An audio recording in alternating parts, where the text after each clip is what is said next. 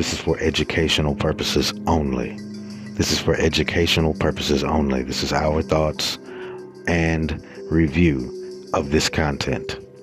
Now, I'd like to bring your attention to the Lionel B. Show channel, where he had an interview with a lady by the name of Adria English. Adria English is openly admitting that she was in the corn industry. She was a corn star for about 6 months, where she is claiming to be manipulated by an individual by the name of Jake Steed. Jake Steed is also a corn star who, according to her, allegedly took her royalties from the corn industry where she was performing cornography. Okay. Now, as time went on, according to her, she stopped doing this cornography, and but some kind of way the information was leaked to her church. I believe her church or religious denomination was Church of Christ. She also is connecting the dots between the Ray J and Kim Kardashian tape that came out back in the day, explaining that she had something to do with the connection of cornography that was performed by Ray J and Kim Kardashian.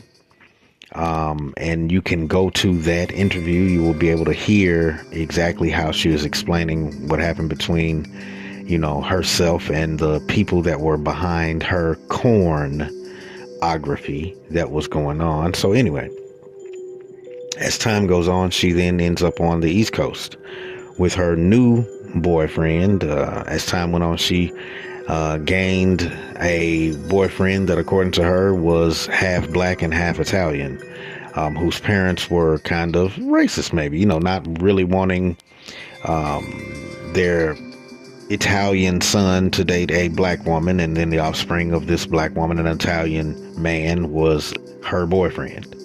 Eventually, the boyfriend and her went to a audition for, I believe, Bad Boy, maybe to be in a video or something to that nature. But they were auditioning, and they were sitting there and in the waiting room or wherever they were at waiting. And then she is explaining that out of the doors came an individual who is mad, saying, "What the hell? No, I'm not going to do that. Get the hell out of here. Hell no, I'm not going to." So he's just going off. They are sitting there saying, I guess he didn't get the part, kind of laughing at it. And next thing you know, her boyfriend goes in. So some minutes later, he comes out screaming to the top of his voice in the same manner. "Hell no, what the hell? What the hell? I'm not finna, what? Hell no." He's going off too. She's trying to figure out what's going on. He grabs her. They go toward the elevator. They go in the elevator. She's asking him, hey, what's going on? Why are you yelling? What's wrong?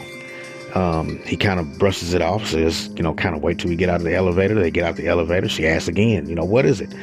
Said that P. Diddy asked him to SMD. You can probably fill in what SMD means. And so he's like, I'm not doing that. I don't care how bad I want this position or this opportunity. I'm not finna do that. So, that kind of lays the groundwork for his relationship between P. Diddy and himself. So as time goes on, they're contacted by someone in the Bad Boy production or Bad Boy business, some kind of way. I think her last name is Thomas, probably some type of business liaison between Diddy and whoever is a business connection. So they end up working for Sean John Clothing. He becomes a model. Next thing you know, they find out that she was a previous or ex-corn star into cornography. And so that's where P. Diddy's little antennas go up in his head. Oh, I gotta get her to come to my parties. This is her connection into the white parties. So she explains that the feds eventually, I'm kind of jumping the gun tremendously because I don't want to just give you all of what she said. You need to go to the Lionel B. Show channel and see the interview of Adria English. But she said some very wild things. Not only did she say that She was there servicing, if you can read between the lines, individuals at the white party. It could be A-listers, celebrities. It could be just regular parishioners of the party, people just coming to the party to party, if you get what I'm saying. They came there to freak off, as it's called, and said so P. Diddy would give her $500 or so to do these sexual acts, the S work. And that's, she said she would just get $500 or so. And come to find out, P. Diddy was getting tens of thousands of dollars, more than likely, and only giving her $500. So she felt, I need more for what I'm doing behind closed doors. I'm doing a lot, and it ain't worth just $500. So she's, not really to the point of wanting to expose P. Diddy over this. She's kind of like, well, this is the way the game is. Hey, I whatever. But what really made her upset to the point to where she wanted to pursue a lawsuit against P. Diddy was when the feds came to her and told her that they have her on a tape, incapacitated, out, unconscious, rugged without the D at the front, rugged against her will, out, and having a choo-choo on her with various different A-lister celebrities doing this to her. Well, not various different, but a couple of A-listers and different people, and then according to her, someone who is presidential. And for the most part, we've kind of narrowed it down that it wasn't Obama, but there is someone. If you watch, you got to go and watch this video. I'm telling you again, go to the Lionel B Show channel and view this interview with Adria English, and you'll see the picture of the person of a presidential nature who had something to do with this. If this is true, these are some earth-shocking allegations. A person who may be in one of the highest offices known to man could have possibly been on a Fed confiscated S tape that has this woman on it. And so she was shown this S tape, this FO tape, freak off tape, you get it. I guess I could say that. So many people say that. But anyway, this is what's going on in the interview. I mean, she's also naming names, and I'm just going to say the name, and you can piece it together when you watch the interview and where this name falls into play. But Diddy and Nelly and someone who is of extremely young age together in a session, I meant to say, not section. I guess they are in a S section, but they were having a S session. If you get what I'm saying, read between the lines. You can probably pick up on what I'm putting down. Now, also, I wanted to go to the Stevie Knight. Go to the Stevie Knight channel and check out the interview with Ronnie Bo. The interview with Ronnie Bo reveals what R. Kelly told him. Again, I use this term, earth-shocking secret that was told to him by Kells. The R. Kelly told Ronnie Bo a secret pertaining to Jay-Z and what Jay-Z had to do to Diddy. Gok.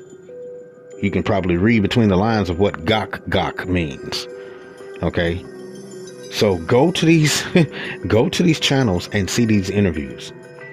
They will have your jaw dropped, as far as you will be God-smacked with the type of information that is revealed in these interviews. There's so many people coming out in these days and times. Jaguar Wright and Big Homie Cece and Ronnie Bo. And now this lady, Adria English, and also Allie Carter.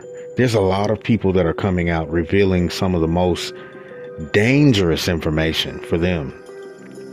These individuals are using their names, so it's already them putting their lives on the line to reveal this information to the public that we are none the wiser of. We need to understand that they are risking their lives to tell information that we are not privy to as being the mass public.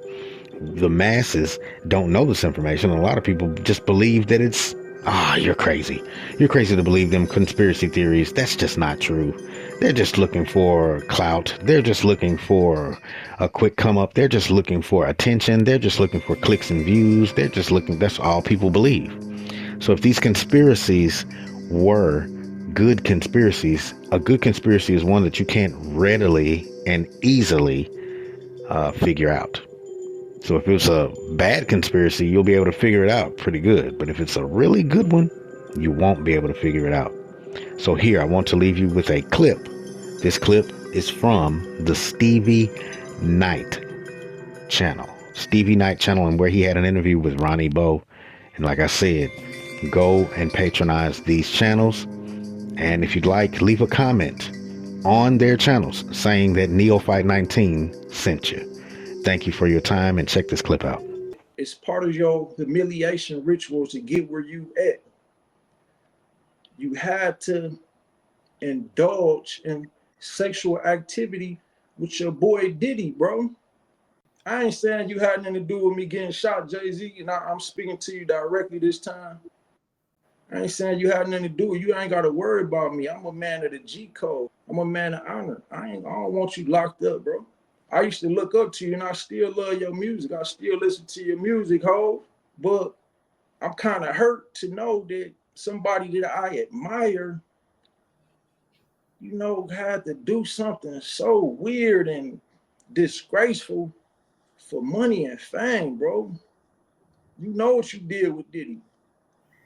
You know, bro, you engaged in oral sex with Diddy, bro. You engaged in oral sex with another man. You know, if something happened to me, oh well, bro, my book's gonna outlive me. The information in them books, bro, it's over. It's checkmate. The big thing R. Kelly dropped to you in prison is that Ho was engaged in some homosexual behavior with Diddy. Yeah, and if anybody know people that's locked up in the feds who got some power, man, tell y'all people to protect that man, because I hate I have to do this. I know it's gonna put that man's life in danger, but I know people heard bad things about R. Kelly, but y'all can't believe everything that y'all hear. They came to me and tried to get me to say bad things about R. Kelly. The media, industry publicists,